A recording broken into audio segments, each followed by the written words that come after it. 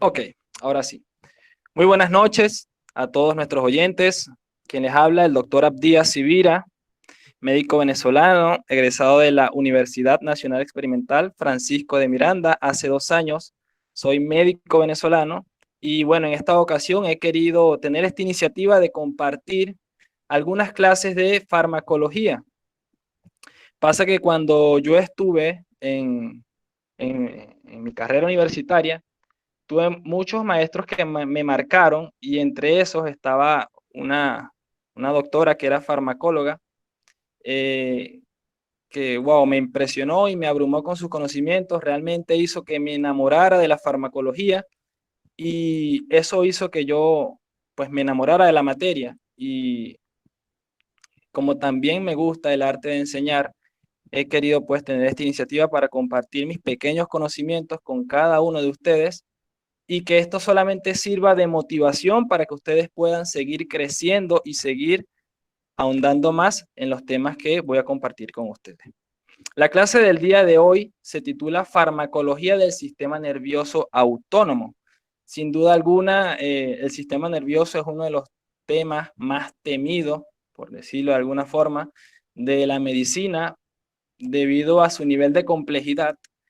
Sin embargo, bueno, yo espero que la clase sea lo suficientemente entendible para cada uno de ustedes y que se puedan llevar pues esta clase que se les haga de forma amena y de forma agradable.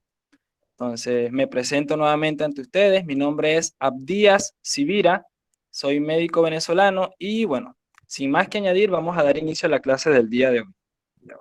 Ya va que algunos compañeros se están uniendo.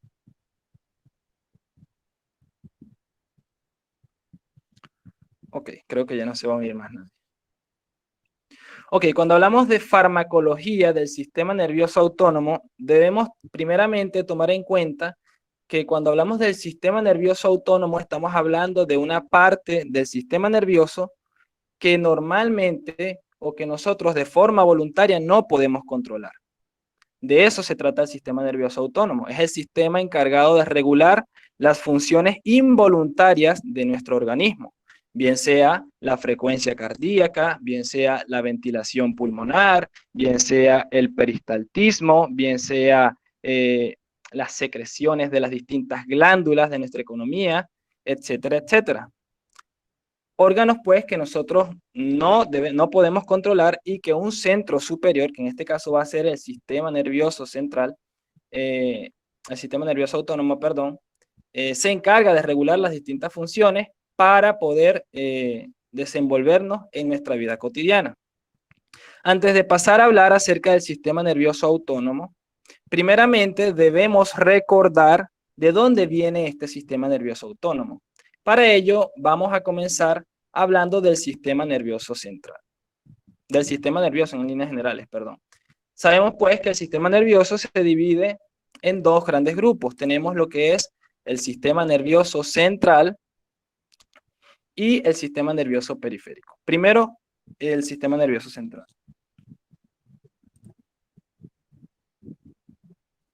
Ya. Disculpen, hubo un error en la diapositiva allí. Ok, tenemos pues que el sistema nervioso central va a estar constituido primeramente por lo que es el encéfalo, es decir, el cerebro, cerebelo, tallo encefálico y la médula espinal. Este sistema nervioso central se va a encargar de regular, o mejor dicho, de percibir todos aquellos estímulos que vienen del mundo o del medio exterior. Es decir, lo que nosotros podemos oír, lo que nosotros podemos ver, lo que podemos escuchar. Todos esos estímulos van a viajar a través de fibras nerviosas aferentes, es decir, fibras nerviosas que se van a encargar de recibir los estímulos externos y estos estímulos van a viajar a través de la médula espinal y posteriormente van a llegar a lo que es el encéfalo. Déjenme arreglar rapidito lo de las diapositivas, parecer no se ven.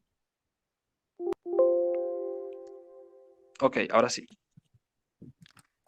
Les decía que el sistema nervioso central está constituido tanto por el cerebro, cerebelo, tallo encefálico y la médula encefálica. Esta se va a encargar de recibir los estímulos del medio externo los cuales van a viajar a través de la médula espinal y van a llegar a los centros superiores. Esta información va a ser procesada a nivel del cerebro y posteriormente se va a emitir una respuesta acorde a ese estímulo. El ejemplo clásico es el de aquella persona que estaba cocinando y de forma accidental pasó su mano, bien sea por la llama de la cocina o bien sea por un sartén quemado, caliente, perdón, y el estímulo acorde a esa información que está recibiendo el cerebro en ese momento, por supuesto va a ser la retirada, es decir, llegó un estímulo nociceptivo, es decir, del dolor, viajó a través de la médula espinal, llegó a los centros superiores y posteriormente que se procesa esa información, se emite una respuesta acorde, la cual va a viajar a través de la vía eferente para poder llevar a cabo lo que en este caso sería la retirada del miembro que se está quemando. Por otra parte, también tenemos lo que es el sistema nervioso periférico. Este sistema nervioso periférico va a estar constituido por los distintos nervios que emergen de la médula espinal y también va a estar constituido por los pares craneales. En total van a ser un total de 43 pares de nervios, 12 de los pares craneales y 31 que son los que emergen de la cara posterior de la médula espinal. Estos, como son los encargados de conectar el sistema nervioso central con las distintas estructuras de la economía, van a viajar a lo largo de nuestro organismo para poder inervar los distintos órganos de manera que ellos puedan llevar a cabo las distintas funciones de nuestro organismo. Bien sea las funciones autónomas, es decir, las involuntarias, o también las funciones voluntarias, es decir, las que están relacionadas a los movimientos corporales. Entonces tenemos que desde el punto de vista funcional, este sistema nervioso periférico se va a dividir en dos grandes grupos. Tenemos lo que es el sistema nervioso periférico somático, el cual se va a encargar pues de inervar lo que es la musculatura estriada, encargada de los movimientos voluntarios, los movimientos corporales, y tenemos lo que es el sistema nervioso autónomo, el cual les había mencionado que es aquel sistema que regula las funciones involuntarias, las que no podemos controlar. Antes de seguir ahondando en el tema, debemos primeramente reconocer algunas características del sistema nervioso. Primero que nada, tenemos que la unidad funcional del sistema nervioso va a ser la neurona.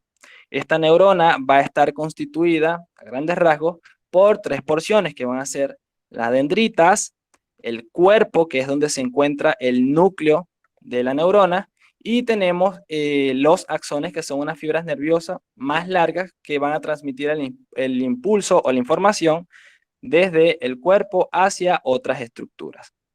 Por su parte, debemos recordar también que es en las dendritas donde se van a recibir los estímulos o la información que posteriormente se va a procesar y se va a transmitir a través de los distintos axones.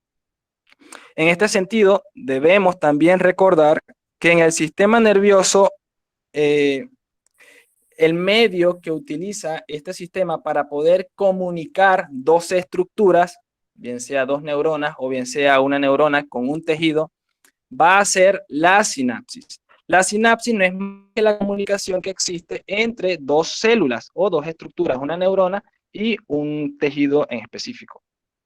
Esta sinapsis puede ser de dos tipos, puede ser de tipo eléctrica o puede ser de tipo química. La que más nos importa en esta ocasión va a ser la de tipo química y es la que es mediada por los neurotransmisores.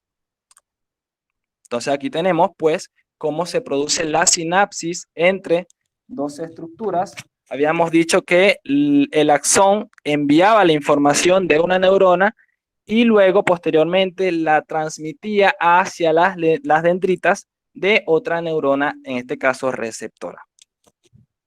Habíamos dicho que para fines de este tema, la que más nos importa es la sinapsis mediada por neurotransmisores, es decir, la sinapsis química.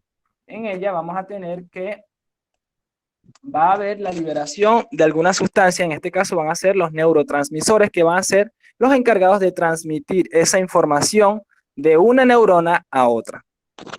Entonces acá tenemos el axón de una neurona y aquí tenemos lo que es la hendidura sináptica, perdón, que va a ser ese espacio sobre el cual se van a vertir los distintos neurotransmisores y también vamos a tener que en las dendritas, fíjense acá en este caso, van a haber algunos receptores que van a reconocer a los neurotransmisores que se están liberando. Por supuesto, estos receptores deben tener afinidad por esos neurotransmisores. ¿Para qué? Para que puedan unirse a estos receptores y de esta manera transmitir la información de una neurona hacia otra. Pero esto lo vamos a detallar un poquito más adelante. Entonces, tenemos pues que en el sistema nervioso autónomo, la sinapsis química juega un papel muy importante en lo que es la transmisión de la información de una célula a otra. En ese sentido, pues, ya podemos comenzar a hablar acerca de las distintas estructuras o la división del sistema nervioso autónomo. Tenemos pues que este sistema nervioso autónomo va a estar constituido por una fibra preganglionar y una fibra postganglionar. Fíjense que acá tenemos nuestro encéfalo, tenemos la médula espinal, es decir, tenemos el sistema nervioso central y habíamos dicho que el sistema nervioso periférico se encargaba de conectar el sistema nervioso central con las distintas estructuras de la economía, en este caso, bueno, un órgano diana. En cuanto al sistema nervioso autónomo, en su estructura ya estar conformada por una fibra preganglionar, las cuales van a emerger de la raíz dorsal de la médula espinal. Posteriormente van a estar en contacto con un ganglio nervioso donde se va a alojar una segunda neurona y luego vamos a tener lo que son las fibras postganglionares, es decir, las fibras que se encuentran luego del ganglio nervioso, las cuales van a ser fibras nerviosas que pertenecen a esta segunda neurona que está acá. Estas fibras postganglionares van a ser las encargadas de conectar con el órgano diana para que éste pueda llevar a cabo su función. Entonces, importante reconocer estas estructuras en el sistema nervioso autónomo. Tenemos fibra preganglionar, tenemos fibra postganglionar, tenemos un ganglio nervioso y tenemos una segunda neurona. A este ganglio nervioso también se le denomina estación neuronal, ya que va a ser un sitio en el cual se va a producir una sinapsis con una segunda neurona. Reconocemos pues en este sentido que a nivel del encéfalo se encuentra la primera neurona, que es la encargada de emitir la respuesta acorde a los estímulos recibidos. Y esta primera neurona va a hacer conexión, va a hacer sinapsis con una segunda neurona que se va a encontrar en un ganglio nervioso. Por eso se le denomina allí estación neuronal, porque es el sitio donde se va a producir la transmisión de la información de una neurona, en este caso neurona del sistema nervioso central, con otra neurona, en este caso la neurona presente a nivel del ganglio nervioso. Entonces, esta es la estructura básica del sistema nervioso autónomo. Por su parte, el sistema nervioso somático no comparte la misma estructura. Se van a dar cuenta a continuación. Fíjense que el sistema nervioso somático solamente cuenta con una fibra nerviosa única, la cual va a contactar o va a conectar, mejor dicho, el sistema nervioso central, en este caso con el músculo estriado. Entonces, fíjense acá que ya podemos notar algunas diferencias a grandes rasgos entre el sistema nervioso autónomo y somático. Habíamos dicho que el sistema nervioso autónomo se encargaba de regular las funciones involuntarias, las funciones que no podemos controlar a voluntad. Por su parte, el sistema nervioso somático se encarga de regular lo que es el sistema de locomoción, es decir, los movimientos corporales. Habíamos dicho que en el sistema nervioso autónomo tenemos una fibra preganglionar, una fibra postganglionar y una estación ganglionar, como lo podemos ver acá, mientras que a nivel del sistema nervioso somático solamente va a haber una fibra nerviosa única que va a hacer contacto con el músculo estriado. Ahora, ¿qué importancia clínica tiene esto que el sistema nervioso somático tenga una fibra nerviosa única y el sistema nervioso autónomo tenga dos, una preganglionar y una postganglionar? Pues es bastante sencilla. Por ejemplo, en caso donde haya alguna compresión o alguna pequeña lesión en la fibra preganglionar, la función de esa fibra completa o de esa extensión no se va a perder por completo. Esto va a ser así porque, sin embargo, va a haber una segunda neurona, la cual también puede seguir recibiendo información y puede seguir mandando información a través de las fibras postganglionares, que a la postre son las que van a dar con el órgano diana. Caso contrario, en el caso de la musculatura, ya que solamente posee una única fibra nerviosa, la cual si presenta alguna lesión, por ejemplo, si hay alguna sección de esta fibra nerviosa, se va a perder la comunicación entre el sistema nervioso central y el músculo que es inervado por esa fibra nerviosa. A la larga, ¿cómo se va a ver esto de forma clínica? Esto se va a evidenciar en que el músculo estriado, que va a ser inervado por esa fibra nerviosa, se va a atrofiar. Es decir, como no va a haber estimulación de ese músculo por el nervio, porque hay una lesión, una sección del mismo, ese músculo se va a atrofiar y se va a volver cada vez más chico. Y de hecho no va a presentar función ese músculo. Ok, nos preguntan que si las fibras nerviosas somáticas también provienen de las raíces dorsales de la médula espinal. Y la respuesta es sí, sí provienen de las raíces dorsales de la médula espinal. Continuamos. Hasta ahora todo claro, chicos. Los leo en el chat.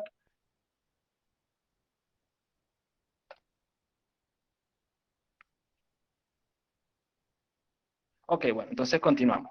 Tenemos entonces en este sentido que las fibras eferentes del sistema nervioso autónoma pueden ser de dos tipos. Pueden ser somático, es decir, aquellas que van desde la médula espinal hacia el músculo esquelético, o pueden ser autónomos, que son aquellas que van desde la médula espinal hacia las distintas vísceras o los distintos órganos vegetativos que no podemos controlar a voluntad, bien sea alguna estructura glandular, algún músculo liso, bien sea algún otro tejido de un órgano como a nivel cardíaco, a nivel pulmonar, etcétera, etcétera. Pero ¿por qué les traigo yo esta imagen acá? Fíjense acá, allá va. Esta estructura, o por lo menos esta fibra eferente del sistema nervioso somático, ella va a estar envuelta por lo que es la vaina de mielina. Debemos reconocer que la vaina de mielina es un envoltorio, por decirlo de alguna manera, que permite que la transmisión del impulso nervioso viaje mucho más rápida desde la médula espinal hacia el músculo esquelético. Fíjense acá que en el caso del sistema nervioso somático, ella va a estar recubierta en toda su extensión, desde su punto de partida hasta que está en contacto con el músculo esquelético. En el caso del sistema nervioso autónomo, esto va a ser igual para la fibra preganglionar, perdón. Fíjense acá, está completamente recubierta por la vaina de mielina. Pero caso contrario va a ser para lo que es la fibra postganglionar. Fíjense acá que está completamente desprovista de la vaina de mielina. Y esta va a ser propiamente la que va a estar en contacto con los distintos órganos dianas ya mencionados. Entonces acá tenemos otra diferencia entre el sistema nervioso somático y el sistema nervioso autónomo. Entonces, habiendo mencionado todo esto, quisiera pues que alguno de ustedes me mencione alguna diferencia entre el sistema nervioso autónomo y el sistema nervioso somático. La primera que se le ocurra, de las que ya hemos mencionado, para ver si todo está quedando claro. Lo leeré, esperaré un minuto.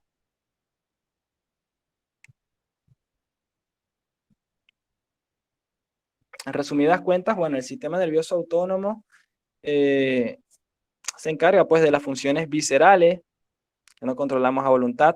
El tema que vamos a abordar el día de hoy, muy bien, el autónomo es involuntario, el autónomo tiene dos fibras, es decir, una preganglionar, una postganglionar, muy bien. El sistema que vamos a abordar el día de hoy es el sistema nervioso autónomo. Simplemente esto es algún repaso a modo de introducción para que luego podamos profundizar en el tema. Ok, muy bien, lo que han escrito hasta ahora. Entonces tenemos pues que el sistema nervioso autónomo posee ganglios periféricos cosa que no ocurre en el sistema nervioso somático. Por ende, en el autónomo hay fibra preganglionar y fibra posganglionar. Muy bien, Melissa también. Muy bien, Miranda también. Tenemos pues que el sistema nervioso autónomo inerva todos los tejidos. Esta es una diferencia que no había mencionado. Y el sistema nervioso periférico se encarga de la inervación de la musculatura estriada. Solamente la musculatura estriada. Tenemos también, bueno, que ya esto lo mencionamos, el autónomo es de las funciones autónomas, o que no controlamos a voluntad. El periférico, el somático, perdón, tiene función locomotora. Y bueno, la que ya acaban de mencionar, que es que el sistema nervioso autónomo es completamente amielínico en su fibra postganglionar y es mielínico el somático es completamente mielínico en toda su fibra única. Entonces, hasta ahora todo claro, entonces ya podemos seguir avanzando. Entonces, cuando hablamos del sistema nervioso autónomo, y aquí es donde tienen que prestar un poco más de atención, debemos hablar de dos grandes divisiones, las cuales seguramente ya ustedes habrán escuchado. Estas dos grandes divisiones van a ser el sistema nervioso parasimpático y el sistema nervioso simpático. Primeramente, debo decir que estos dos sistemas son sistemas completamente antagónicos, es decir, cada sistema tiene o cumple una función en un órgano completamente contraria a la del otro sistema. Fíjense acá que tanto el sistema parasimpático como el sistema simpático inervan las mismas estructuras. Fíjense, ojo, glándulas, corazón, pulmón, estómago, hígado, etc. Porque habíamos dicho que el sistema nervioso autónomo inervaba todas las estructuras de la economía. Mas, sin embargo, la función o el efecto, mejor dicho, que cada sistema logra en esos tejidos son completamente contrarias una del otro. Eso es lo primero que deben tener en cuenta cuando se están refiriendo al sistema nervioso parasimpático y al sistema nervioso simpático. Ahora, desde el punto de vista anatómico, existen también grandes diferencias. Primeramente, tenemos la localización de donde emergen las fibras nerviosas. Fíjense acá que en el sistema nervioso parasimpático, las fibras nerviosas van a emerger de la región craneal y aquí abajito de la porción sacra. Fíjense que si vemos el gráfico, la ilustración, todas las fibras nerviosas que vienen acá hacia el sistema nervioso parasimpático vienen o de la porción craneal o vienen de la porción sacra. Esa es una de las principales diferencias anatómicas. Por su parte, el sistema simpático, todas las fibras van a partir, fíjense acá, de la porción tóraco-lumbar. Entonces aquí tenemos una diferencia anatómica. Fíjense acá, aquí voy a hacer zoom. Todas las fibras que van hacia este lado de la imagen parten de la región torácica y parten de la región lumbar hacia los distintos tejidos de la economía. Esa es la primera gran diferencia. Otra diferencia que podemos notar en esta imagen es que la fibra preganglionar, ojo, estamos hablando del sistema nervioso autónomo, habíamos dicho que tiene fibra preganglionar y fibra posganglionar. Entonces, tenemos que en el sistema parasimpático la fibra preganglionar es una fibra nerviosa larga, o mejor dicho, va a ser más larga que la fibra posganglionar. Fíjense acá, aquí tenemos una fibra nerviosa larga y aquí tenemos una corta después, que es la que viene de la segunda neurona. Igual acá, una fibra nerviosa larga y luego tenemos una corta. Aquí también tenemos una larga y luego tenemos una corta. Caso contrario va a ser en el sistema nervioso simpático. En el sistema nervioso simpático vamos a tener una fibra preganglionar corta y una fibra posganglionar mucho más larga. Entonces, aquí hacemos zoom nuevamente para que puedan notar. Fíjense que la fibra preganglionar es corta. Luego tenemos aquí la estación ganglionar o el ganglio nervioso. Y aquí tenemos la segunda neurona, la cual va a ser mucho más larga, que es la que llega a los órganos diana. Fíjense, la fibra postganglionar va a ser más larga que la fibra preganglionar. En ese sentido, ya podemos reconocer algunas diferencias anatómicas. Ahora, ¿por qué les traigo esta imagen? Mírenla bien. Tenemos aquí una balanza y como podemos, pues, como bien es conocido, cuando una balanza es más pesado de un sitio, esta se va a inclinar hacia un lado. Asimismo, va a ocurrir con el sistema nervioso autónomo. Tanto el sistema nervioso parasimpático como el sistema nervioso simpático, al cumplir, mejor dicho, roles completamente antagónicos, completamente opuestos, el hecho de que un sistema esté activado va a implicar que el otro sistema esté menos activado, ya que, como bien recordamos, ambos sistemas inervan las mismas estructuras. Entonces sería completamente ilógico que, por ejemplo, el sistema nervioso parasimpático que tiene, por ejemplo, produce bradicardia a nivel del tejido cardíaco, pueda estar igual de activado que el sistema nervioso simpático que produce taquicardia. Es decir, si producen funciones completamente opuestas, entonces quiere decir que va a haber predominio siempre de un sistema, bien sea el sistema nervioso simpático o del sistema nervioso parasimpático. Y esto va a provocar que el otro sistema mengue, es decir, se aplaque, por decirlo de alguna manera, a expensas de la activación del otro. Es decir, en resumidas cuentas, si el sistema nervioso simpático está activado, esto va a implicar también que el sistema nervioso parasimpático va a menguar en su actividad para que el simpático pueda expresar esas funciones o esos roles sobre los distintos tejidos de la economía. Entonces, esto es muy importante que lo tengan claro siempre. Ahora, habiendo mencionado todo lo anterior, aquí tenemos dos fibras nerviosas.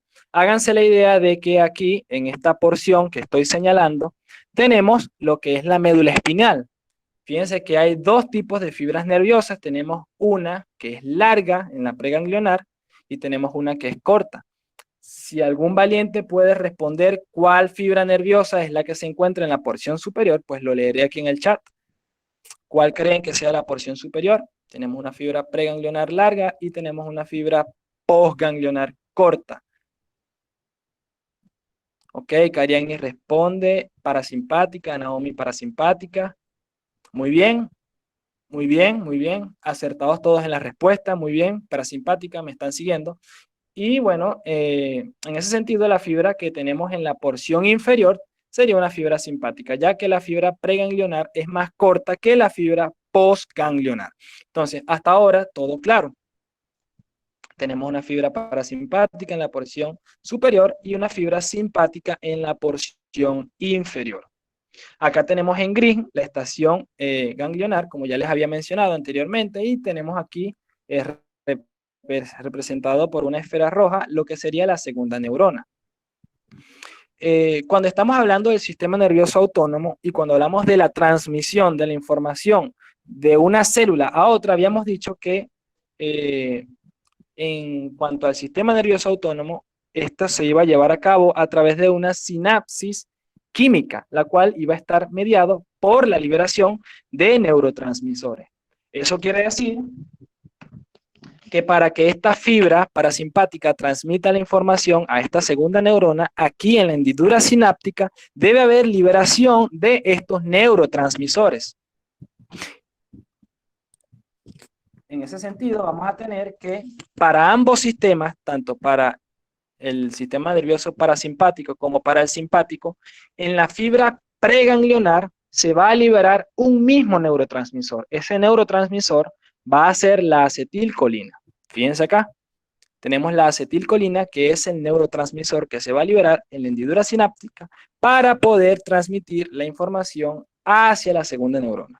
Entonces, importante que reconozcan esto, que en ambos sistemas se libera en la primera, en la fibra preganglionar, mejor dicho, lo que es la acetilcolina. Ahora, en lo que es la fibra postganglionar, esto va a variar un poco, es decir, el neurotransmisor que se libera para el sistema nervioso parasimpático no va a ser el mismo que para el sistema nervioso simpático, ya que para el sistema nervioso parasimpático se va a volver a liberar la acetilcolina, mientras que para el sistema nervioso simpático se va a liberar, en este caso, noradrenalina. Entonces, fíjense acá, tenemos la acetilcolina, que es el neurotransmisor que va a transmitir la información hacia el órgano diana en la fibra postganglionar. Y para el sistema nervioso simpático vamos a tener que la noradrenalina va a ser la responsable de transmitir la información al órgano diana. Como estamos hablando de neurotransmisores, yo les había mencionado anteriormente que tanto aquí en la segunda neurona como aquí en el órgano diana debían existir algunos receptores, los cuales iban a ser los encargados de recibir esa información, valga la redundancia. Estos receptores deben tener afinidad por los neurotransmisores liberados para que estos neurotransmisores se puedan unir a ellos y de esta manera pues transmitir la información al órgano diana. Entonces, si me van siguiendo hasta acá, entonces podría preguntarle yo a ustedes si los receptores autonómicos, simpáticos y parasimpáticos serán entonces iguales en el caso de los órganos diana, es decir, si los receptores, por ejemplo, en el corazón, van a ser los mismos receptores para el sistema nervioso simpático que el parasimpático. ¿Los leo en el chat? ¿Sí o no? Kariani dice que no, Laura dice que no, Paloma dice que no. Ok, es unánime la respuesta, todos dicen que no, efectivamente no van a ser los mismos receptores porque estamos hablando de neurotransmisores distintos. El sistema nervioso simpático va a liberar noradrenalina, es decir, norepinefrina, y el sistema nervioso parasimpático va a liberar acetilcolina. Entonces los receptores no son los mismos. Ahora, si hablamos de los receptores parasimpáticos que se encuentran en el ganglio autonómico, ¿van a ser los mismos? ¿Sí o no? Para el sistema simpático y el parasimpático. Karen dice que sí, sí, sí, sí. Y bueno, la respuesta es bastante unánime. Entonces, importante que hasta ahora quede claro esto, porque si logramos reconocer esto, vamos a poder saber cómo actúan los distintos fármacos en estos sistemas. Ok, ahora debemos pasar a un tema que los que ya vieron farmacología lo deben recordar antes de proseguir en la clase, y los que no han visto farmacología nunca deben tener en cuenta. Existen varios tipos de fármacos. Tenemos los que se conocen como fármacos agonistas y tenemos los que se conocen como fármacos antagonistas. Esto es referente a la actividad que ellos van a desencadenar sobre el receptor. Primero que nada, tenemos que el fármaco agonista es aquel fármaco que se va a encargar, o mejor dicho, que al unirse al receptor, este va a producir una activación celular. Es decir, que va a desencadenar la respuesta que normalmente se produce cuando los ligandos endógenos, o vamos a decir los neurotransmisores endógenos, es decir, los que tiene nuestro organismo, normalmente se unen a este receptor. Por ejemplo, si este cuadrito azul fuera un corazón y, por ejemplo, vamos a hablar del sistema nervioso simpático, tenemos que la norepinefrina normalmente se une a este receptor para producir taquicardia. Esa va a ser la respuesta que se va a producir normalmente porque ese es el ligando que normalmente se une a ese receptor para estimularlo. Ahora, si hablamos de un fármaco agonista, estamos en presencia de un fármaco que se va a comportar de la misma manera que ese ligando endógeno, que en este caso, en el mismo ejemplo, sería la noradrenalina, perdón. Es decir, que un fármaco agonista es un fármaco capaz de producir una respuesta idéntica a la que normalmente producen los ligandos endógenos, en este caso los neurotransmisores. Entonces, en resumidas cuentas, el fármaco agonista es un fármaco que estimula, es decir, que produce activación celular. Importante. Ahora, cuando estamos en presencia de un fármaco antagonista, estamos en presencia de un fármaco que en vez de estimular, va a ser un fármaco que va a bloquear. Fíjense acá, tenemos la acción de un fármaco antagonista. A pesar de que este fármaco antagonista también tiene afinidad por ese receptor, al unirse al receptor, en este caso vamos a seguir diciendo que es el corazón, fíjense que el fármaco antagonista no produce estimulación celular, sino que va a producir bloqueo o inhibición de esa célula. Fíjense acá, si diferenciamos, aquí hay activación, fíjense como que está el rayito aquí en su máximo esplendor, y fíjense acá, disculpen, fíjense acá como en el caso del antagonista no va a haber activación. Esto quiere decir que cuando el fármaco antagonista se une al receptor, simplemente va a ocupar ese sitio, impidiendo que el receptor pueda que, va siguiendo con el mismo ejemplo, la norepinefrina se pueda unir a ese receptor. ¿Qué va a traer consigo esto? Esto va a traer consigo que no se produzca la respuesta, en este caso simpática, sobre este tejido.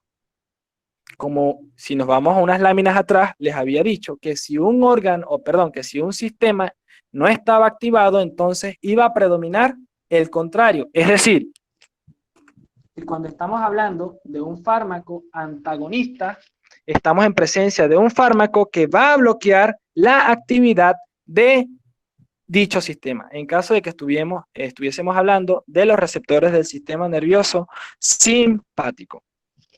Entonces, en resumidas cuentas, dicho de otra manera, tenemos que los fármacos agonistas estimulan la célula, es decir, la activan, y los fármacos antagonistas simplemente ocupan ese receptor, impidiendo la activación del mismo. Entonces, hasta ahora, espero les haya quedado claro estos dos conceptos. Fármaco agonista estimula y fármaco antagonista bloquea o inhibe una célula. Un receptor, perdón. Ahora, también existen otros tipos de fármacos. Tenemos lo que son los fármacos selectivos y los fármacos no selectivos. Los fármacos selectivos van a ser aquellos fármacos que tienen una afinidad mucho más reservada por cierto tipo de receptores. Como ya veremos más adelante, tanto el sistema nervioso simpático como el sistema nervioso parasimpático están constituidos por varios tipos de receptores. Por su parte, los fármacos no selectivos son fármacos que no tienen afinidad exclusiva por un tipo de receptor. Es decir, son fármacos que se van a unir, mejor dicho, a varios subtipos de receptores de un mismo sistema. Es decir, por ejemplo, si tuviésemos el sistema nervioso simpático que tiene un receptor A, B y C, por ponerlo así simple, si el fármaco es selectivo, quiere decir que el fármaco se va a unir solamente al receptor A o se va a unir solamente al receptor B de ese sistema nervioso simpático. En cambio, si el fármaco es no selectivo, el fármaco se va a unir tanto al A como al B como al C y va a producir activación en todos esos tejidos celulares. ¿Queda claro? Ahora, ¿por qué es importante reconocer esto? Esto es importante reconocerlo porque a mayor selectividad de un fármaco, el individuo va a presentar menor cantidad de efectos adversos. ¿Cómo así? Si nosotros administramos una sustancia para producir bradicardia en un paciente que esté presentando frecuencias cardíacas de 170 por minuto, por ejemplo, y a ese paciente le administramos un fármaco antagonista adrenérgico, porque queremos bloquear ese sistema. Si este fármaco es selectivo, el fármaco se va a unir específicamente a esos receptores que son responsables de producir la taquicardia. ¿Me entiendes? En cambio, si el fármaco es no selectivo, el fármaco se va a unir bien a esos receptores que inhiben la taquicardia, pero asimismo, como se une a esos receptores, como no es selectivo, se va a unir a otros receptores que, por ejemplo, pueden estar presentes en el ojo o pueden estar presentes en lo que es la musculatura lisa de los pulmones, etcétera, etcétera. Y esto a la larga va a desencadenar los distintos efectos adversos, como ya iremos conociendo un poquito más adelante. Por ahora, importante que reconozcan estos tipos. Fármaco agonista estimula, fármaco antagonista bloquea, fármaco selectivo tiene selectividad por un tipo de receptor y fármaco no selectivo se puede unir a varios subtipos de receptores de una misma familia, es decir, de los receptores adrenérgicos o colinérgicos. Entonces acá tenemos nuevamente lo que es el sistema simpático y parasimpático.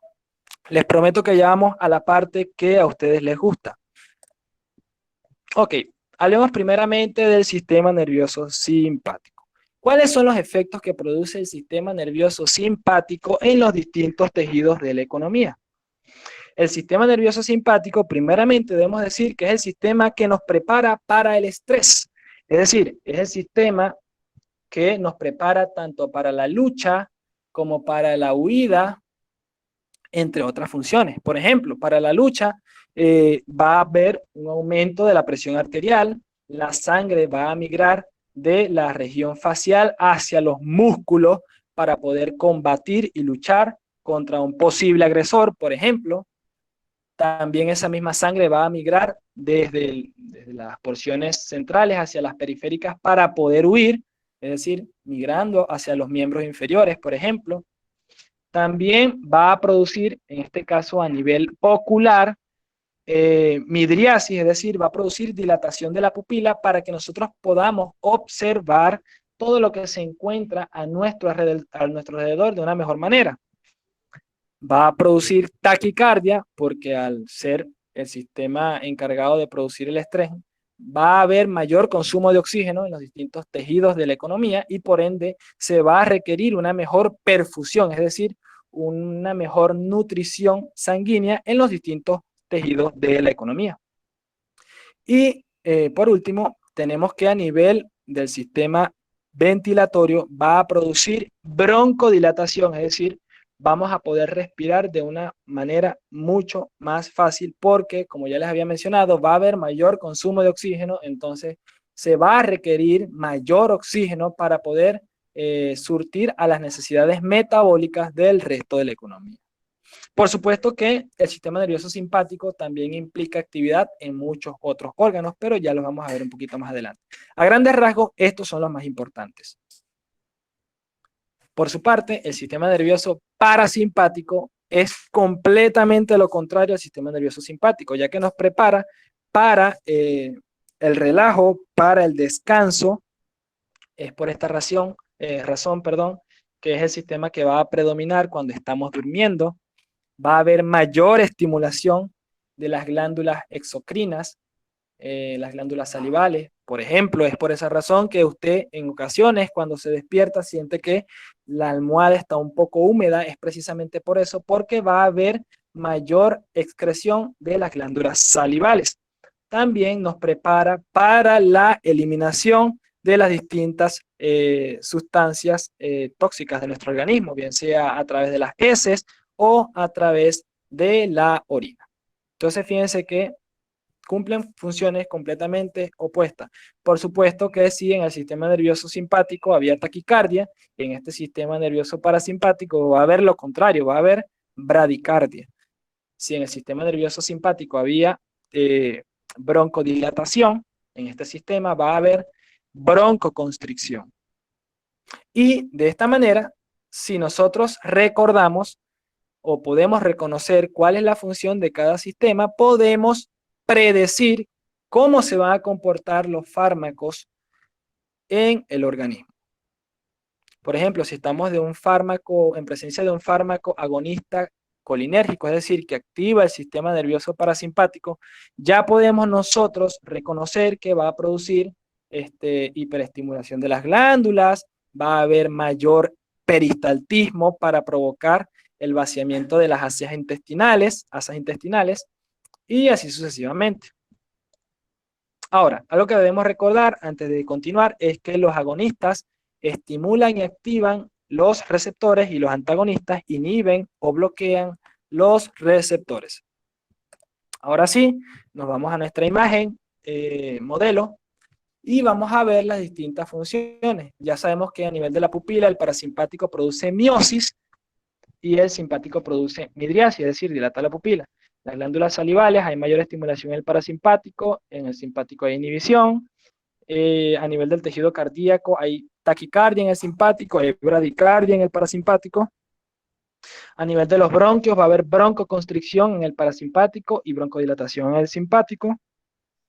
El sistema nervioso simpático, y esto no lo había dicho, va a inhibir lo que es la actividad digestiva, es decir, va a bloquear lo que es la liberación de las distintas, el ácido clorhídrico, los ácidos estomacales, intestinales, va a inhibir también lo que es el peristaltismo, y el caso contrario va a ser el sistema parasimpático, va a haber mayor liberación de los ácidos estomacales e intestinales, un incremento del peristaltismo, entre otros.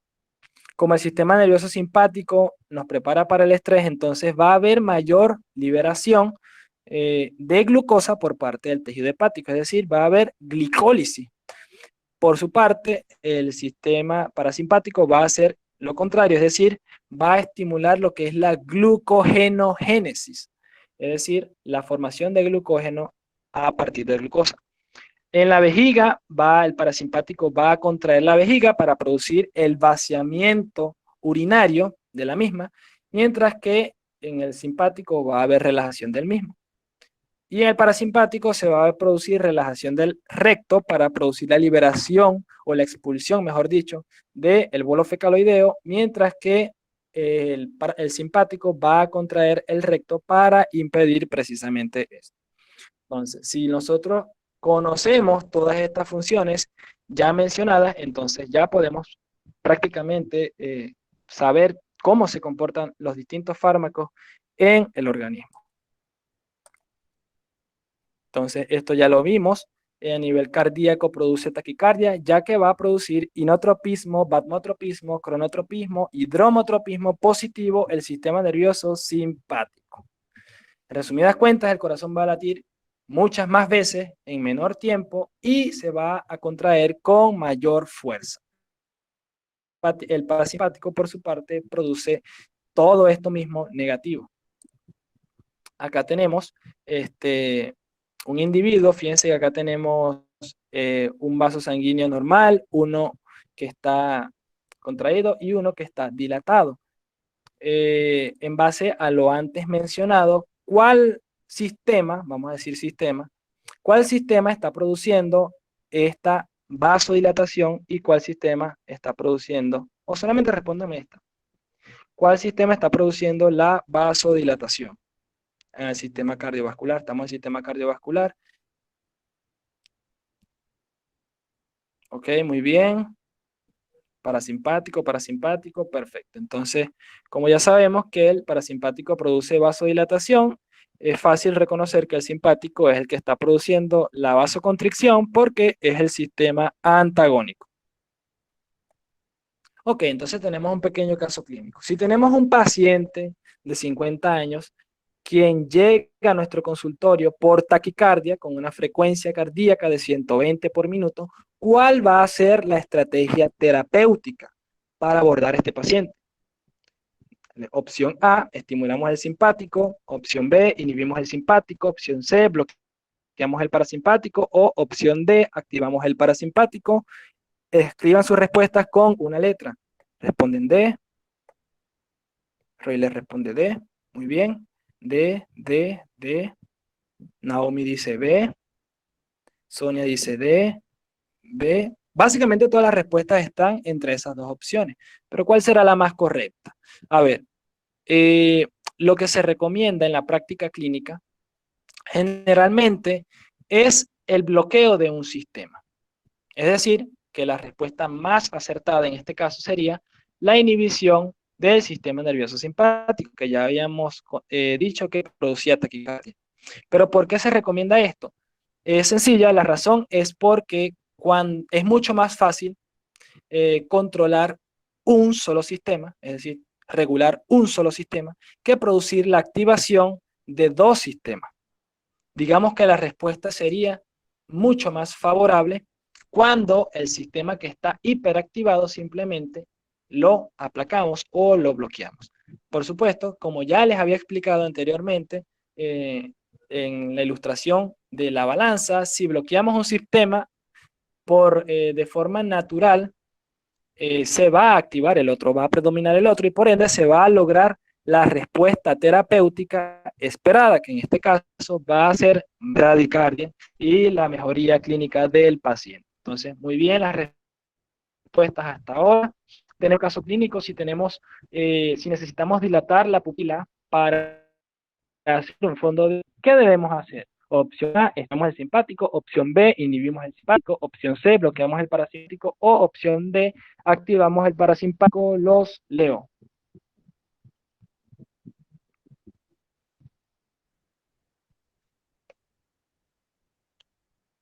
Ok, A, C, A, C, B, A. Ok. Bueno, hay bastante variedad en la respuesta, pero las que predominan, lo que he visto es la A y la C.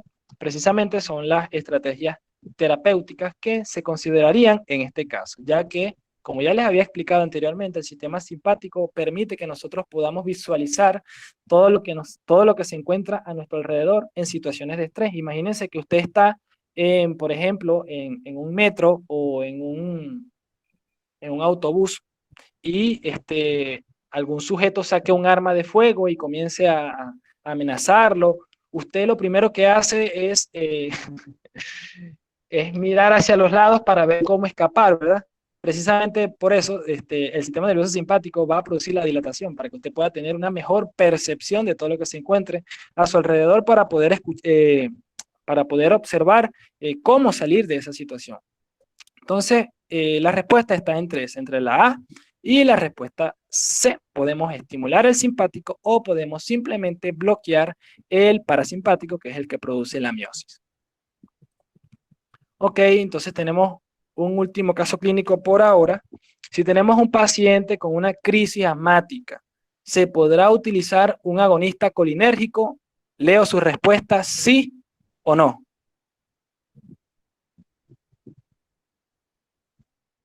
Ok, analicen bien la pregunta. ¿Paciente en crisis asmáticas podrá usarse un agonista colinérgico, sí o no? Ok, responden no, no, responden sí, responden no, no, no. Ok, la respuesta correcta es no, porque habíamos dicho que el sistema nervioso parasimpático produce broncoconstricción. Entonces, si nosotros a este paciente le administramos un agonista colinérgico, es decir, un fármaco que active el sistema parasimpático, entonces lo que vamos a hacer es exacerbar el cuadro clínico del paciente y probablemente presente una parada respiratoria. Entonces, espero les haya gustado este ejercicio clínico. Vamos a ahondar un poquito más. Ahora vamos a hablar acerca de la neurotransmisión. ¿Cómo se produce esta neurotransmisión? Cuando hablamos de neurotransmisión, habíamos dicho que en este sistema, el sistema nervioso autónomo, esta neurotransmisión iba a estar mediada por la liberación de neurotransmisores, valga la redundancia, es decir, la sinapsis se va a producir por la acción o por la liberación, mejor dicho, de los neurotransmisores en las fibras o en los axones de la neurona. Pero para que estos neurotransmisores puedan ser liberados en la hendidura sináptica, debe ocurrir primeramente un evento en la neurona. Este evento va a ser la despolarización. Es decir, el potencial de membrana de la neurona va a pasar de estado de reposo, es decir, de negativo a positivo, por la acción de algunos iones, bien sea iones de sodio, es decir, la entrada de iones de sodio, como podemos ver acá en la imagen, o la entrada de iones de calcio aunados a la salida de iones de potasio. Todo esto va a producir o va a desencadenar lo que es la síntesis y almacenamiento de estos neurotransmisores, es decir, en este interior de la neurona se va a sintetizar la acetilcolina, se va a sintetizar la noradrenalina y una vez sintetizada, ellas se van a empaquetar en vesículas, las cuales van a migrar de la porción central hacia la periferia de los axones para posteriormente ser liberados mediante un proceso de exocitosis. Entonces, mediante esa exocitosis, el neurotransmisor se libera en la hendidura sináptica y al tener este neurotransmisor afinidad por el receptor que se encuentra presente en el órgano diana, pues este se va a poder unir y va a producir la respuesta acorde a lo ya mencionado. Entonces, es importante acá que para que se produzca el proceso de liberación y síntesis de los neurotransmisores, primeramente debe ocurrir lo que es la despolarización, disculpen, despolarización de la neurona secundario a los cambios de potencial de membrana en la misma, mediados por lo que es la entrada de sodio, el calcio, la salida de potasio. Ok, ahora sí, vamos a pasar a hablar acerca de lo que es el neurotransmisor de cada sistema. Primeramente vamos a hablar de la acetilcolina y luego hablaremos de la noradrenalina. Ok, lo primero que debemos reconocer referente a la acetilcolina es que esta acetil va a estar conformada por estructuras o dos sustancias que va a ser la acetilcolina A y la colina. En ese caso, sumamos aquí nuestra neurona, tenemos la acetil-CoA y la colina, las cuales se van y van a partir que es la acetilcolina. Esta acetilcolina, como ya habíamos, va a empaquetar en una vesícula, luego de los cambios de polaridad de la neurona, esta va a migrar hacia el periferio, fíjense acá, se ve un poquito mejor, y posteriormente por un proceso de exocitosis se va a liberar a lo que es la hendidura sináptica. Una vez que esta acetilcolina se encuentra aquí en la hendidura sináptica, ella se va a poder unir a los receptores por los cuales tiene afinidad. Entonces, en este punto debemos hablar de cuáles son esos receptores colinérgicos que reconocen a la acetilcolina. Estos receptores van a ser los receptores muscarínicos y los receptores nicotínicos. Hacemos nuevamente. Los receptores muscarínicos van de M1 a M5, es decir, M1, M2, M3, M4 y M5. Y los nicotínicos pueden ser nicotínicos neuronales o nicotínicos musculares. Entonces, estas van a ser los receptores sobre los cuales se va a unir la acetilcolina. El proceso completo va a finalizar cuando la acetilcolina se una a los receptores o, ojo, cuando ésta sea disociada mediante una enzima que en este caso va a ser la acetilcolinesterasa. Entonces, hacemos nuevamente. ¿Qué va a producir esta acetilcolinesterasa? Esta acetilcolinesterasa es una enzima endógena que se encarga de regular de forma negativa la acción de la acetilcolina. Dicho de otra manera, va a inactivar la acetilcolina para que ésta no se una tanto a los receptores muscarínicos como a los receptores nicotínicos. ¿Cómo la va a inactivar? Va a ser mediante una hidrólisis que va a producir tanto lo que es la colina como el ácido acético. Básicamente lo que va a hacer es separar lo que en el interior de la neurona se unió para formar la acetilcolina. Y esta colina que va a quedar acá en la hendidura sináptica no se va a desperdiciar, sino que ella se va a reutilizar y va a ser recaptada nuevamente por la neurona, la primera neurona, para nuevamente volver a iniciar el ciclo de la síntesis de la acetilcolina.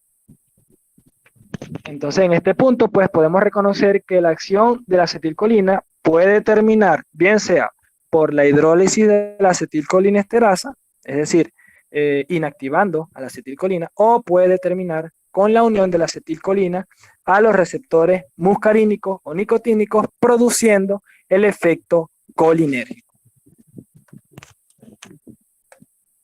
Ahora, en cuanto al sistema nervioso simpático, vamos a tener que los receptores no van a ser distintos y por supuesto el proceso de síntesis tampoco va a ser igual. Fíjense acá que el precursor de la norepinefrina va a ser la tirosina, la cual por acción de la tirosin hidroxilasa se va a convertir en levodopa y esta por acción de la dopa descarboxilasa se convierte en dopamina.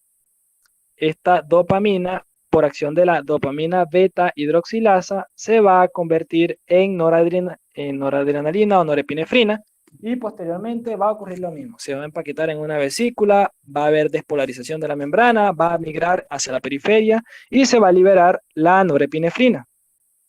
Esta norepinefrina va a actuar sobre los distintos receptores adrenérgicos, que en este caso van a ser receptores alfa o receptores beta adrenérgicos. Los receptores alfa van a ser receptores alfa 1, alfa 2, ojo acá con esta localización del receptor alfa 2, tenemos beta 1, beta 2 y beta 3 adrenérgico.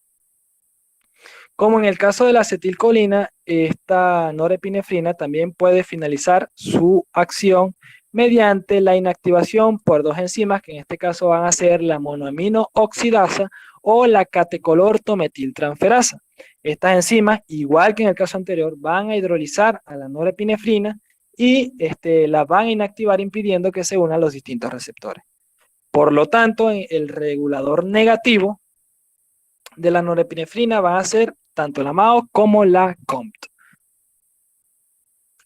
Una diferencia importante que hay entre las enzimas que regulan de forma negativa la norepinefrina con la acetilcolina es que la MAO y la COMT van a tener menor incidencia sobre la actividad de la norepinefrina. Es decir, su efecto regulador no es tan importante y por ende no va a haber o va a haber muy poca inactivación de la norepinefrina por acción de estas enzimas.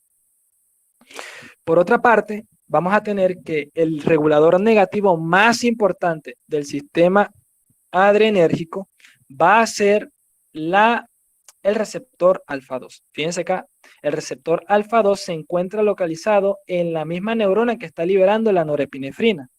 Es decir, que si la norepinefrina se une al receptor alfa-2, al ser este receptor alfa-2 un regulador negativo, este receptor, o mejor dicho, cuando la norepinefrina se une al receptor alfa-2, el alfa-2 va a producir hiperpolarización de la neurona y se va a detener lo que es la síntesis y liberación de la norepinefrina, porque es un regulador negativo. O también puede la norepinefrina unirse a los receptores alfa-1, beta-1, beta-2 o beta-3. Entonces, hasta aquí estamos bien. Algo muy importante también es que la norepinefrina es una catecolamina endógena, como ya es una de las catecolaminas endógenas, como ya es conocido. A nivel de la glándula suprarrenal se encuentra una enzima que es exclusiva de ese tejido. Es decir, solamente se encuentra presente en la glándula suprarrenal. Esta enzima va a ser la feniletonolamina N-metiltransferasa, la cual, al actuar sobre la norepinefrina a nivel de la glándula suprarrenal, va a convertir la norepinefrina en adrenalina. Por ende, el único órgano capaz de sintetizar adrenalina va a ser la glándula suprarrenal, porque es el único sitio donde se encuentra esa enzima ya mencionada. Otra diferencia entre la adrenalina y la norepinefrina es que a pesar de que ambos son catecolaminas endógenas, la adrenalina se va a vertir en el torrente sanguíneo y una vez que se encuentra viajando por la circulación va a poder unirse a los distintos receptores de la economía. Mientras que la norepinefrina es un neurotransmisor, ella va a ser sintetizada, como ya vimos aquí, en la neurona y se va a unir a los receptores adrenérgicos, pero no va a ser vertida en el torrente sanguíneo como tal, como en el caso de la adrenalina. Recuerden que estas enzimas se sintetizan y viajan a través de las fibras postganglionares del sistema nervioso simpático. Es decir, allí se sintetizan y ahí mismo actúan. Entonces, esta es otra diferencia entre un sistema y otro. Entonces, acá tenemos una célula y tenemos unos receptores. Ya yo les había mencionado que los receptores eran proteínas, vamos a decir que son glicoproteínas, son sustancias presentes en la superficie de la célula que son capaces de reconocer a los neurotransmisores o a los fármacos. Entonces, ya hablamos de los distintos tipos de receptores. Tenemos los receptores adrenérgicos y los receptores colinérgicos. Vamos un poquito más rápido, ya esto ya casi todo lo hemos mencionado. Tenemos los receptores colinérgicos muscarínicos y nicotínicos. Habíamos dicho que los muscarínicos iban de M1 a M5 y los nicotínicos iban a ser los nicotínicos musculares y los nicotínicos neuronales. Los nicotínicos neuronales, fíjense acá. Bueno, fíjense acá. Los nicotínicos neuronales van a estar presentes en la segunda neurona de del sistema nervioso autónomo. Recuerden que esta es la fibra preganglionar, esta es la estación ganglionar, aquí tenemos la segunda neurona y habíamos dicho que aquí había la liberación de acetilcolina para poder transmitir la información a la segunda neurona. Por supuesto, para que la segunda neurona pueda reconocer este estímulo debe haber un receptor que reconozca la acetilcolina para que éste se pueda unir a él. Ese receptor va a ser un receptor colinérgico y va a ser nicotínico neuronal. Los nicotínicos musculares se encuentran distribuidos por todos los músculos, de la economía. Y de hecho, en algunas intervenciones quirúrgicas se bloquean estos receptores nicotínicos musculares para poder hacer la apertura de, por ejemplo, la pared abdominal, entre otros.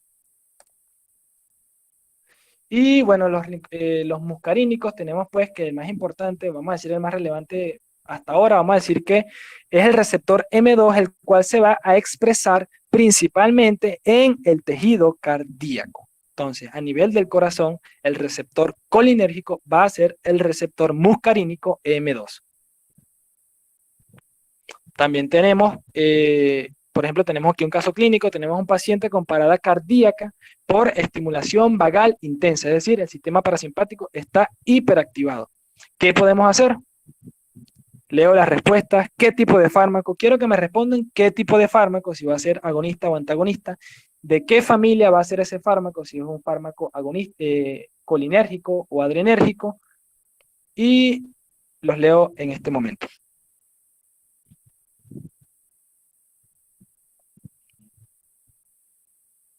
¿Cuál sería el fármaco a utilizar en este paciente? Ok, aquí responden agonista colinérgico. ¿Quién más puede responder? Analicen bien la pregunta, léanla. Les estoy preguntando si vamos a usar un fármaco agonista o un fármaco antagonista y si es un fármaco adrenérgico o un fármaco colinérgico.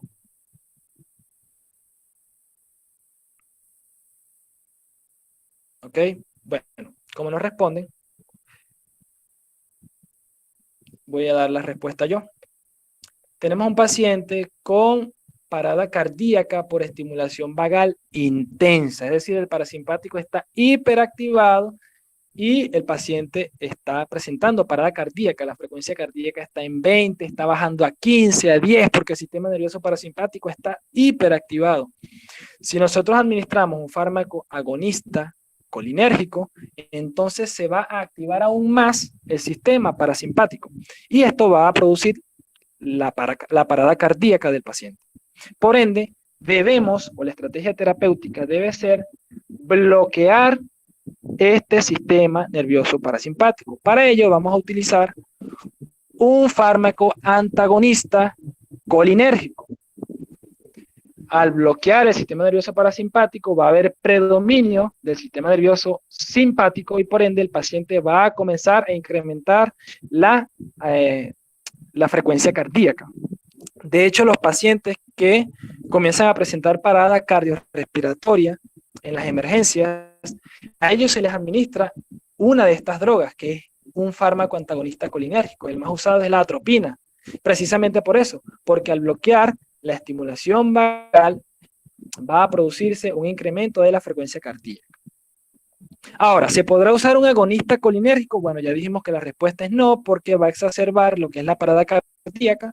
¿Y qué pasaría si este fármaco antagonista colinérgico no fuera selectivo de los receptores M2? ¿Se va a producir el efecto terapéutico? Sí o no. Es decir, el paciente va a comenzar a elevarse la frecuencia cardíaca o no se le va a elevar la frecuencia cardíaca si el fármaco no es selectivo. Leo la respuesta, sí o no.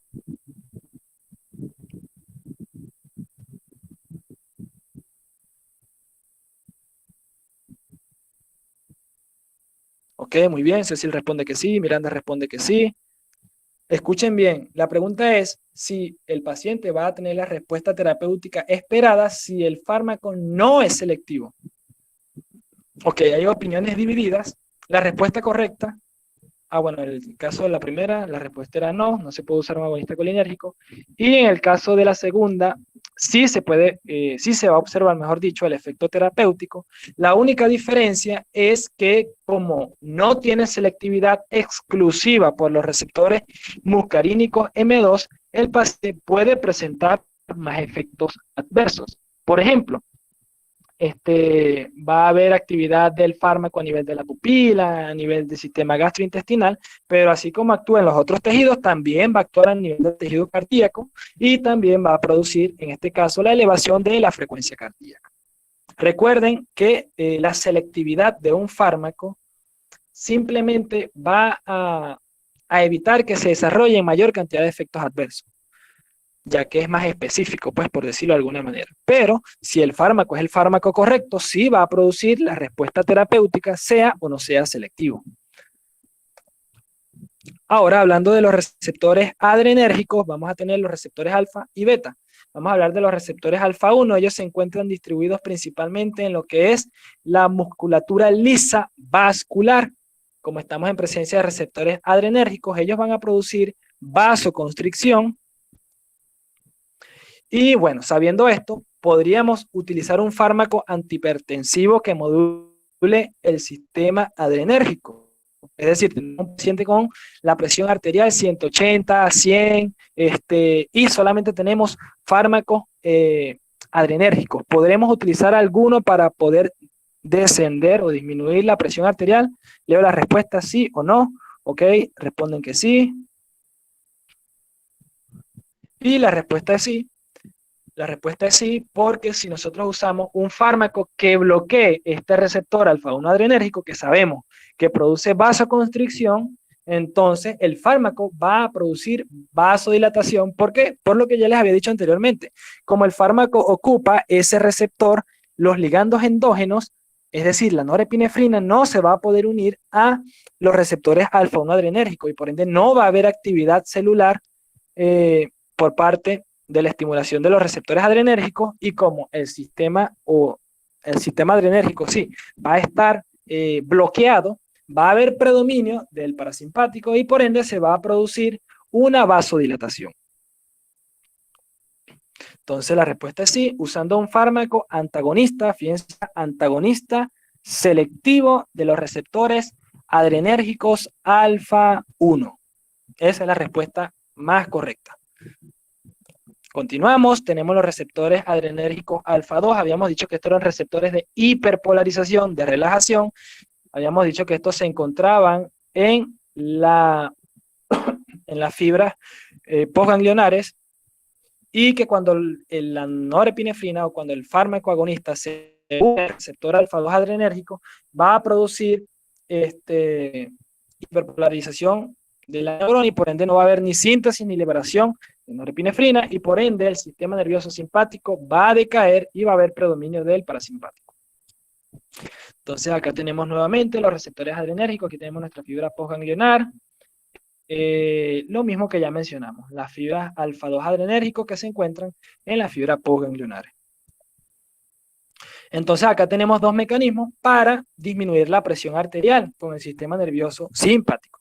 Podemos bloquear los receptores alfa 1 adrenérgicos, como ya les habíamos dicho anteriormente, o también podemos estimular, fíjense acá, estimular los receptores alfa 2 adrenérgicos, porque sabemos que los receptores alfa 2 adrenérgicos son receptores de hiperpolarización, de relajación y que por ende bloquean la actividad simpática de las fibras postganglionares. Entonces acá, bueno, pasando ahora a lo que son los receptores beta adrenérgicos, vamos a hablar acerca de los receptores beta 1. Estos se van a expresar principalmente en lo que es el tejido cardíaco, es decir, son los responsables de producir la taquicardia en el paciente. Debemos recordar que uno de las determinantes de la presión arterial es la frecuencia cardíaca, es decir, a mayor frecuencia cardíaca, el paciente va a presentar mayor elevación de la presión arterial. En este sentido, también tenemos entonces otro fármaco que puede regular la presión arterial, es decir, en este caso sería un fármaco que bloquee los receptores beta 1 a nivel del tejido cardíaco. Este fármaco sería un antagonista selectivo adrenérgico de los receptores beta 1. Si administramos este fármaco, el fármaco se va a unir específicamente al receptor beta 1 adrenérgico, como es antagonista, lo va a bloquear y el paciente va a presentar bradicardia y la disminución de la presión arterial consecuente. Entonces también tenemos los receptores adrenérgicos beta 2 que se van a expresar en la musculatura lisa, bien sea vascular o la musculatura lisa no vascular. Como estamos del sistema adrenérgico, él produce relajación de la musculatura lisa. Habíamos dicho que en el caso del sistema ventilatorio, es decir, a nivel pulmonar, producía broncodilatación. Y como también se encuentran en los receptores beta 2 de la musculatura lisa vascular, también desciende un poco lo que es la presión arterial, pero específicamente la presión arterial diastólica. Entonces es importante que tengan claro esto. Pero principalmente estos receptores se regulan para aquellos pacientes que presenten crisis de asma o pacientes que presenten problemas ventilatorios asociados a broncoconstricción. Entonces acá tenemos los receptores beta 2 adrenérgicos. Entonces, en resumidas cuentas, tenemos los receptores adrenérgicos, los beta 1 en el corazón, Los alfa 1 produciendo vasoconstricción, los alfa 2 produciendo vasodilatación, al igual que los receptores beta 2. Tenemos que los receptores colinérgicos, los M2 producen bradicardia, los M3 son los responsables de actuar a nivel del tejido de la musculatura lisa vascular, recordando pues que el sistema colinérgico produce vasodilatación. Los específicos son los M3. Y bueno, ya para terminar, tenemos un caso clínico, paciente asmático en crisis. ¿Cuál sería el fármaco de elección? Sorpréndanme, ilústrenme con sus respuestas para cerrar con broche de oro, si alguno la tiene. ¿Algún valiente que se atreva a responder?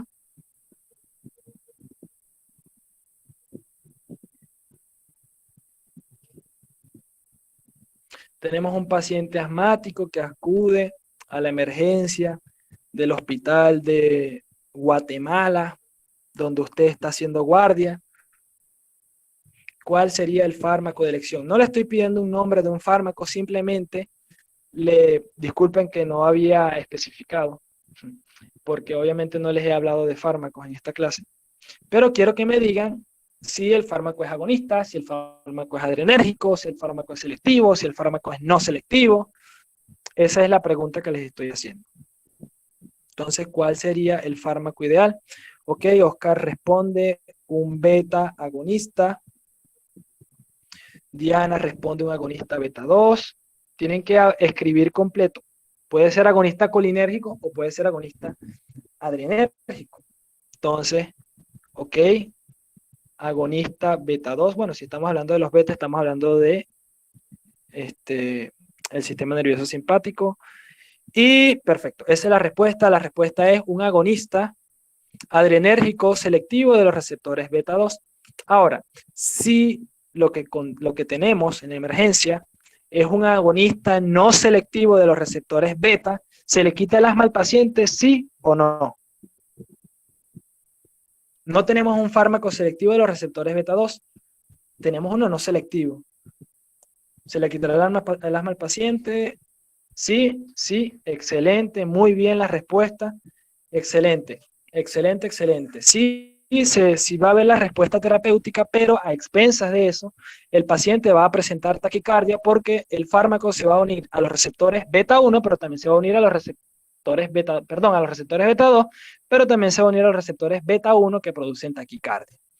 Y va a haber mayor cantidad de efectos adversos. Excelente, excelente. La respuesta es sí. Y bueno, chicos, la verdad, el sistema nervioso autónomo es un sistema bastante complejo, bastante extenso. Fíjense acá, esto es apenas un cuadro del Goodman. Todos los receptores que se encuentran distribuidos por toda la economía, habíamos dicho que estos receptores se encuentran en todos los órganos, en todos los tejidos, porque el sistema nervioso autónomo inerva absolutamente todo. Fíjense que con un fármaco modulador del sistema nervioso autónomo podemos regular infinidad de funciones del organismo. Acá tenemos receptores en el ojo, a nivel del tejido cardíaco, a nivel de los vasos sanguíneos, fíjense acá, riñón, vejiga, fíjense acá, también tenemos en las terminaciones nerviosas, en los heterorreceptores, también tenemos los receptores muscarínicos, M1, M2, aquí tenemos dónde se encuentran distribuidos en los distintos sistemas, sistema nervioso central, también tenemos los M4, los M5. El desafío de cada uno de ustedes es poder estudiar a profundidad sobre qué receptores actúan en los distintos tejidos de la economía y así podrán conocer a profundidad y en su totalidad la acción de todos estos fármacos en los distintos tejidos de la economía. Bueno, chicos, si les gustó la clase, espero les haya gustado la clase. Muchísimas gracias por su atención. Si les gustó la clase, síganme, me pueden seguir en Instagram o en Twitter con el usuario @Dr. Abdías. Voy a estar subiendo contenido, voy a estar subiendo videos explicando muchas cosas de farmacología, de algunas patologías. Cuéntenme qué tal les pareció la clase.